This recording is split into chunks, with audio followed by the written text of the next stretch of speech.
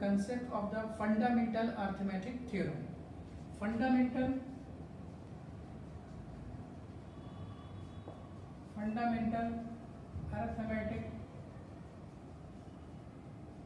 arithmetic theorem.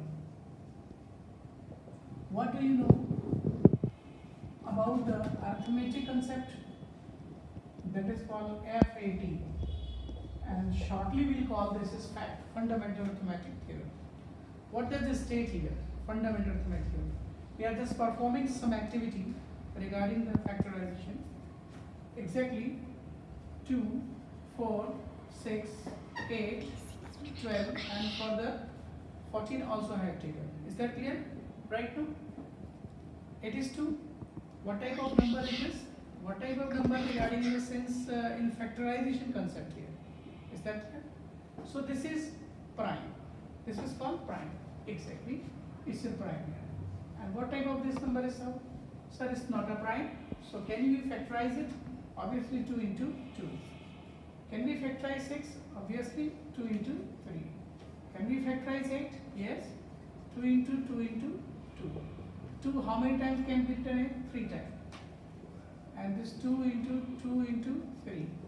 2 times we can write here 3 once. And next 2 into 7. Look at this. These all are the numbers here. So it's a prime number and these are the non-prime number. Means we can speak here. 2 cannot be written as a factorization. 2 is itself. Is that clear? Means 2 further cannot be. I am just performing another activity here. Look please.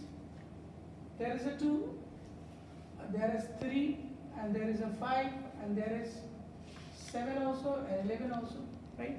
Take any number. Any 2 numbers of among them? 2 numbers we have taken here. 2 into 3. Together you have to fuse them. Right now, what the number will form here? 6. Is that? Again you can take these 2 here. What is that? 3 into 5. What is this? 15. Further also you can take this. What is that here? 5 into 7. Further is what? 35.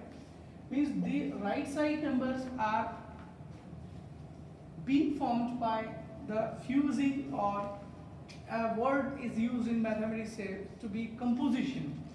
We are compositing the numbers here. Means 2 and 3 are taken together make 6. 3, 5 together make 15. 5, 7 together make 35. So the right side numbers are allocated here are composite numbers, and the left side the numbers which I have written are called the prime number. So can you give me some numbers from your side? Give some number please. Yes, your right side 24. Oh, please speak as some more. Yes, 36 your right side. And some other? Yes, this is 18. Okay, it's enough here. So what we can write here is, please do factorize it. 2 into 2 into 2 into 3. This is I'm doing the factorization. This is called prime factorization. 2 into 2 into 3 into 3. You can do here the factorization in this manner. 24. 12 times it goes, again 6 times it goes, and 2, 3 times it goes, and 3 it is 1. Okay? We go on dividing this. This structure I have drawn here is called factor tree. This is called factor tree. Factor tree. Once you are listening to this, factor tree means structural. These left sides are called the prime factors, and the right sides are called the prime factors, and the right side numbers are called multiple. They are called multiple. They are multiple, and they are called factor. Will remember please. This is the method of factorization. So I have done here the prime factorization, because sometime in examination question comes here. When we come down, going to resolve, 2 divide this 12 come, this divide by this come, this divide by this come, this divide by this come. Oppositely, this multiply by this give you, this multiply this give you, this multiply this give you. Right now? So and so on. So factorization I have done here is. So this factorization further can be resolved as, can you split more the numbers here? Can you split more the numbers 24? No, we cannot split it. Is that clear? So Further it can be written 1, 2, 3, 3 times it's occurring, and once 2 times 2 occurring, and 3 times 2, 2 times 3 occurring, right now. So we can speak here any number which you will give as a composite. I can just write here 2 into 3 into 3. So what we can speak here, the two types of number are there. If you will speak and will give the number, some numbers to me, either they will prime or they will composite. So what the statement about composite? Every composite number, any composite number, you can also give me some numbers here. Any composite number, every composite number can be written as a prime factorization. Every composite number can be written, can be expressed as a product of its prime factorization. Is there any other way by representing, for representation of these? Obviously no. No way of representing the factor. You will speak here that way. This is to be resolved here. Means the factorization is only once. There is no other way. So the whole thing is to be summarized as a statement fundamental arithmetic theorem. What is the statement of fundamental arithmetic theorem? Every composite number can be expressed as a product of its prime factor, and this factorization is unique. There is only one way to express the factors. Is that clear? So what is the special here, sir? You will remember here. Means factorization. Factorization will include, what is the application of this? Factorization including 2, 3, 3. It is 36 here. If I will speak, can 36 be divisible by 5? No, sir. Because the 36 is not including 5 as prime factorization. And just 24 can be divisible by some other numbers? No, sir. It cannot be some other number, it means the 15. Can it be divisible by 15? So 15 is together made of 3 and 5. 5 is not including its prime factorization. So it will not be divisible by 15. Is that clear? So the divisibility in arithmetic, the divisibility of any numbers in arithmetics to be tested here by seeing its prime factorization. Just write a question here. That will help you to understand the applications of this fundamental arithmetic theorem. Please go on writing this. Right here. Prove that, show that question, show that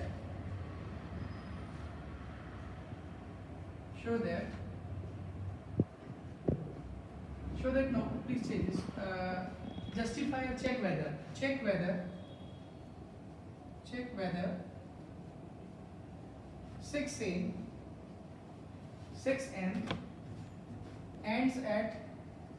6n ends at 0 for any n positive integer, for any positive integer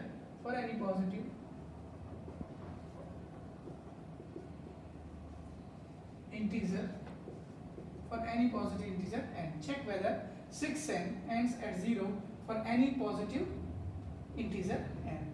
Means, is there any value of n for which if we'll write down like that n is 1, 6 it is. And if n is 2, then what's 6 into 6 into what shall be? It is 36. The same here.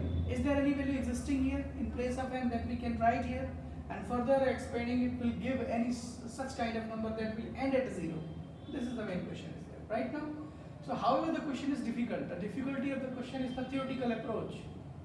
Theoretical approach, it means what? Means you have to understand the question first, then answer the question. Check whether 6n means whatever n you will take, 1, 2, 3, 4, 5, 6, 7, 8, so on and so on. But it will, what does it do with the 6? Obviously, it will not change its factor. Simply, we can explore it, the idea here. The prime factorizations, so listen here, since 6 is equal to 2 into 3, 6 to the power n, here it is n also. Is that it? Further, it can be written as 2 to the power n and 3 to the power n. Is that clear? So you will see here that what is the prime if n is 1, n is 2, n is 3.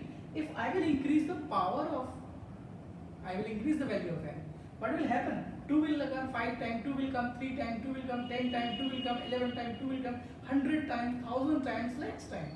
But new factor will not rise here. Means whatever will be the value of n, the new factorization will never occur. New factorization means what? Why we are seeing the new factorization? Obviously, please read the question again. Check whether 6n ends at 0. Please, you have seen the one side of the solution, second side 0. Is there any value of n for which the number will end at 0? Tell me please any number ending with 0. 10. Your right saying 10. Please explore 10. Prime factorization of 10 is 2 and 5. Your right saying 2 and 5. 2 and 5 are the prime factorization. Is that clear? So 10 is ending at 0. 20 is also ending at 0. 30 is also ending 0. Any number 120 is also ending at 0. Any number ending at 0 must have 2 and 5 as a prime factor. Is that clear now? Yes. Are the 2 and 5 prime factor existing here? No. Prime factorization 2 and 5 are not existing here. Is that clear? So if we will take any value of n, the number will not end at 0 for any value of n. Why? Because its prime factorization is not consisting 2 and 5 as a prime factor. It's including 2 but not the 5. Is that clear? How we are saying this? This is by the fundamental arithmetic theorem. Means fundamental arithmetic theorem states that any number, and you will split the number any. Just I have done here this. If you will split or factorize any number, then you could see the factors of the number here. If any number, any integers is not existing in the factorization, obviously this cannot divide the number. Is that clear? So same here.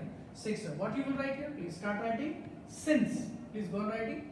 Since the prime factorization of 6 does not contain, since the prime factorization of 6 does not contain 2 and 5 as a prime factor,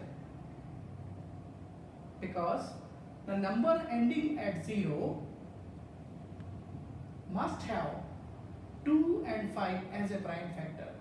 Therefore, it is clear, or therefore there is no n, no value of n for which 6 raised to the power n can end at 0. Is that clear? Now you understood the solution here. The main difficulty with the solution is linguistic approach. Is that clear? Similarly, if you have understood this question, you can also understand another question. Please write a home assignment. Check whether, please write here, check whether 4 to the power n end at 0 for any positive integer n. The similar solution you will do here this. Is that clear? I am repeating the concept of the day today. Fundamental arithmetic theorem. Every composite number can be expressed as a product of its prime factorization, and this factorization is unique. Like that. Any number is there, suppose its number is a, so this can be factorized as 2 to the power m, 5 to the power n, furthermore also can be written as this. So any number which is ending at 0 is not necessary. Is that clear, guys? Everybody understood you fundamental arithmetic with the example. This question could be the important question according to examination point of view in CBSE. Is that clear, guys? Thank you very much. Nice day.